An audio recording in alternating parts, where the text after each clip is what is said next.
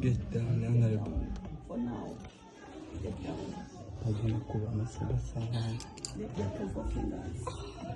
They're provoking you.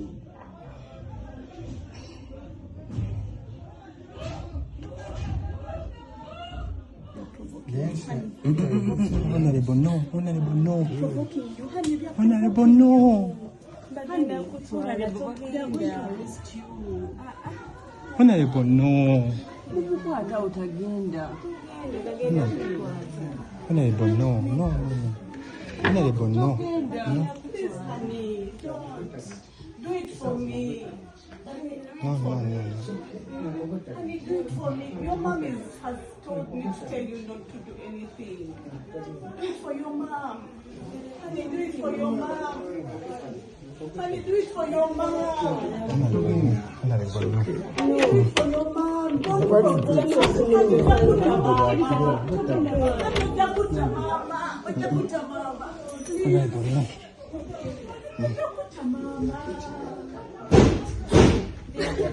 forget you.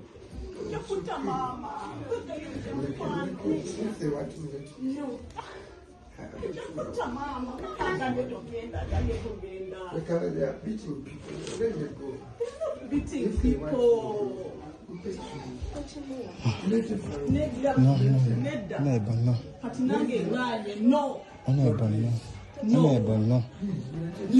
Honorable. Jara form bazagala as a president. Bagenda zitwala jara form. Bazagala bagenda zitwala. Jara form bazagala. Jara form bazagala. Give them what they want. That's what they want. They want you to come out and they want the boys to fight because you're out.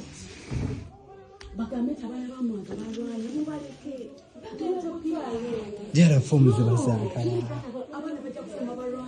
Even Jara form. Honey, that's what they want. Don't fall into their trap. Mommy said, oh, man, that I made a woman. I'm much more than mommy. If you don't do it for yourself, don't be the brave one.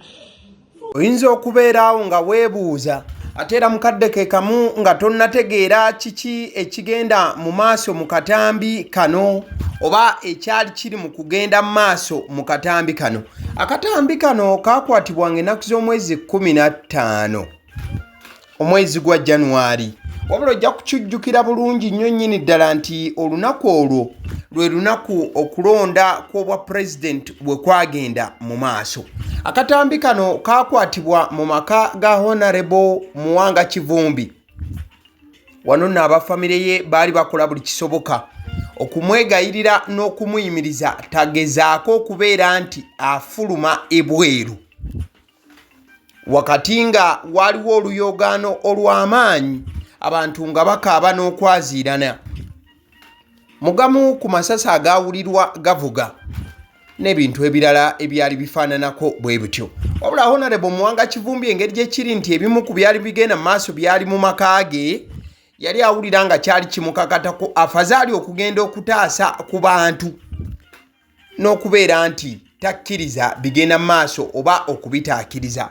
Wabula abafamire ye bamwegayirira ne ssekwegayirira yenna nti bakira okuvaawo yali wakuba nti afuna akabaate singa yakikola. Era Honorable Muwanga yalaga nti yali tatidde newe kuba kusibwa, yali lwedde okusibwa naye nga at least abaana tebafunye buzibu abaali mu kifo kino. Ojja kujjukira eno yali tali center. So akatambi kano keetoolodde nnyo emitimbagano olunaku olwaleero ng'ennaku z'omwezi 14 March omwaka 2026. Ojja kujjukira kano we kasaasaanidde nga Honorable Muwanga Kivumbi ne gye buli eno ali mu kkomera era nga emisango egyekuusa ku butujju n'ebiringa ebyo gye gimuvunaanibwa n'abalala abasukka 20. Era ojja kujjukira we baasembyeyo okulabikira mu kkooti omulamuzi yabasindise baddeyo ku alimanda era nga kyazuuse nti abamu ku be baamusiba nabo mwalimu abaana ab'emyaka egitanneetuuka okusinziira ku ssemateeka. Era nga kino kyabadde ku ludda lwa defense lwabadde lusaba at least abaana bano bateebwe baddeyo basome. Omulamuzi n'agamba nti kisoboka okuba nga abaana abasoma bali wano, n'agamba at least okunoonyereza kakubeerewo. So ebyo nno bye biri ku side ya Honorable Muwanga Kivumbi. Wabula bwe tuba nga tukyali ku side ya NUP, ekifaananyi ky'olaba kye kya Bobi Wine wamu n'omuyambi we amanyiddwa nga Najja Sheriff oba Don Sheriff ng'amannya bw'agakozesa ku mutimbagano. Olwaleero asheyalinze akatambi akalala. Akatambi kano kaliko Guy owa boda. Guy apakinze boda era still mu makage ewajjibwa mukyala we gye buvuddeko era ng'emboozi eyo twagikola wano ku YouTube channel ya AGALIWO.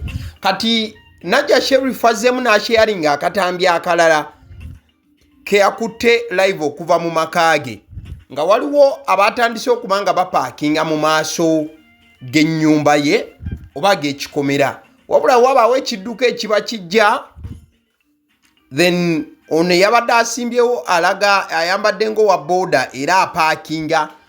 Bw'alaba waliwo omuntu ajja n'agezaako gisimbula. In fact waliwo ne piki endala eyeekwese wali mu maaso. So Guy ono Najja Sheriff asheyalinze era n'awandiika ku mutimbagano gwe n'agamba nti time check and the idiot now parks in front of my gate. Ubara bajja, one pretends to be going and the other fool is hiding. They expect a miracle nti Bobi Wine ayinza okufulumayo empewo zimufuuweko. So bigambo bya Don Sheriff ng'agamba nti kati Guy yatandise kupaakingira ddala mu maaso ga gateway. Obalaba omuntu ajja nga beefuula nti Guy yeefuula nti ali mu kuvuga avaawo. Kati agamba nti waliwo n'omulala eyeekwese nti basuubira ekyamagero nti Bobi Wine ayinza okufulumayo mu nnyumba ya Don Sheriff. Bigambo bya Sheriff, a personal assistant wa Bobi Wine nga mukyala we yatwaliddwa. Kale tutuuse olunaku olwaleero omukutu gwa The Daily Monitor guyina amawulire ge gaafulumizza nga balaga nti waliwo omukyala asoma amateeka. Ono nti yafulumizza amawulire oba yafulumizza ebyama oba yakubye register egendamu emisango mu kooti nga mugimu ku misango gye yafulumizza mwe mwabadde nti n'omusango gwa Bobi Wine nti yafulumizza amawulire nga taweereddwa lukusa era omukyalo ono nti yagombeddwamu dda obwala n'asibwa. Omukyalo ono amanyiddwa nga Gloria Grace Laka. Ono abadde intern mu kooti y'eggulu nti bamusindise ku alimanda. Era ng'okusinziira ku mawulire ga The Daily Monitor gagamba nti Gloria Grace Laka, an intern at Gulu High Court, has been remanded to prison for allegedly sharing court records about Bobi Wine's case without authorization. Omukyalo ono yasharinze omusango gwa Bobi Wine. So omusango gwawuliddwa wabula ogutannawulirwa. Kati nti oluvannyuma lw'okukola ekyo abeera amenye amateeka. Waliwo ethical code of conduct. Buli mirimu naddala egiprofessional omuntu waliwo ebintu bye bagamba nti omusawo talina fulumya bikwata ku balwadde. Kati ne looya bw'atyo oba asoma ebyobwalooya nga bakulese nga nti tolina kufulumya misango nga toweereddwa lukusa. Kati ono yakubye ekifaananyi ky'ekitabo, ekitabo ekiteekebwamu emisango, wabula n'akuba ewaabadde nti omusango gwa Bobi Wine okusinziira ku mawulire aga The Daily Monitor n'akifulumya mu lujjudde. Bamugombyemu dda obwala omukyalo we Gloria Grace Laka era nga kati ali mu jjeera. Wabula ono abadde intaani. Intaani ye muntu nga wobanga abagendako ku university mubimanyi. Bobanga oline essa ly'otuuse ng'onaatera otuuka ku mugguukiro gw'okufuluma bakutwalako ku mulimu gwennyini gw'oli mu kusomerera n'obaako practice gy'okola, then omusomesawo n'akuwa max mu line efaananako bw'etyo n'assessment ebeekoleddwa ku ggwe. Kati ono ali mu sseeryo asoma mateeka. Kati yabadde ku Gulu High Court awo waakolera agenda okuggyayo ebintu kakkana nno nga bamugombyemu obwala. kati naawo osaasirira emisomo gye awo giba tegirimu lusuuba omutaayi wange. Kale awo tuvaawo still nga tukyali ku nsonga za kooti. Ebifaananyi ebyenjawulo byogenda maaso n'okulaba mukwano gwange. Ebifaananyi by'abasibe ba the National Unity Platform oba the NUP prisoners, okuli mwana mulenzi amanyiddwa nga Edi Mutwe, okuli mwana mulenzi omulala amanyiddwa nga Alex Waiswa Mufumbiro, okuli Kivumbi AGALIWO, okuli Olivia Lutaya, Doreen Kaija n'abalala mu line efaananako bwetyo. Olunaku olweggulo bakomezeddwawo wali mu kkooti y'omulamuzi Kawempe Magistrates Court wali Kanyanya oba Kawempe Chief Magistrates Court. Bano nno babadde bakomyewo kuba nti bawulira omusango okulaba oba banaaweebwa bail oba okuteebwa ku kakalu ka kooti basobole okuba nti bawozanga bava bweru. Ku misango egyo waliwo omusango ogwo gwabateekebwako ogwa unlawful drilling. Wabula mukwano gwange ebintu gye byakkidde nga bano tebateereddwa.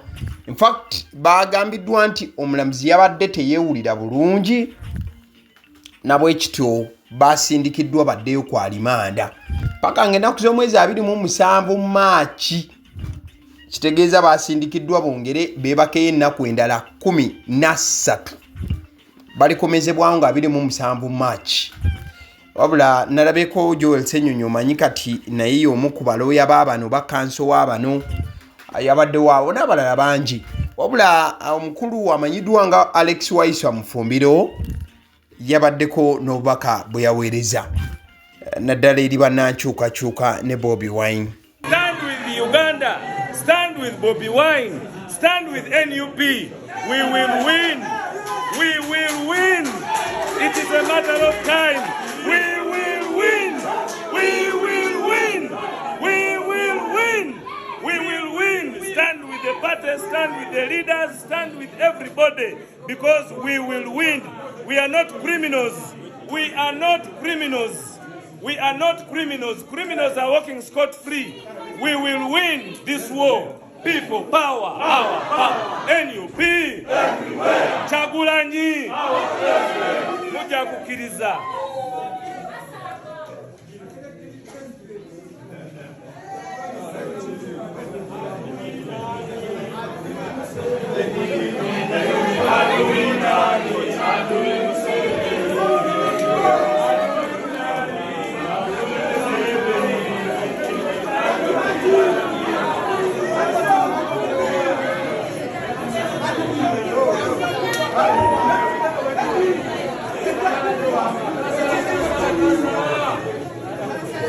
That is Alex Waiswa Mufumbiro for you yesterday, affirming that however much the situation is not good at the moment, they will definitely win. Kale atuveeyo eyo. Kale ekifaananyi kyolaba ky'omukulu kati nno mugenzi wabula nsose n'embika fesi y'omukyala gwatudde naye. Okusinziira ku Amala Barnaba yandiba nti yabadde amanyi omukulu ono mu buntu era yagambye nti kitalo nnyo nnyo ekyakakinda Michael ali mu kifaananyi ne mwannyina mubise fesi yatemuddwa nno omukyala we Hadija mu kiro ekikeesezza olwayise. Kakinda nno nzaalwa y'ekiwawu Busujju bamutemulidde Wakaligaawo wabadde yasula oba we babadde basula ne mukyala we eyamusse. Kakinda yabadde akomyewo ng'ava mu kibanda okulaba omupiira. Mujjukira Arsenal lwe yazannye yeso omupiira ogwa Arsenal gwe yazannye gayo no bambi gwe yabadde ava okulaba. Yasanze mukyala we yabadde tamusuubira kudda ng'ayingizza mu nju omusajja omulala era awo waavudde obuzibu. Omulambo gwa Kakinda gwaggiddwawo era omukazi omutemu Hadija poliisi yamukutte. Naye ate omusiguze nti yeemuludde n'abulawo. That was preliminary information from Barnaba Wamala.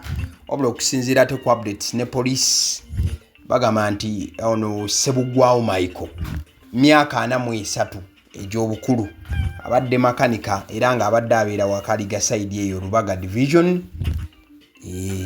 Yamaziddwa omusu oba yamiziddwa omusu omukyala owuwe yennyini.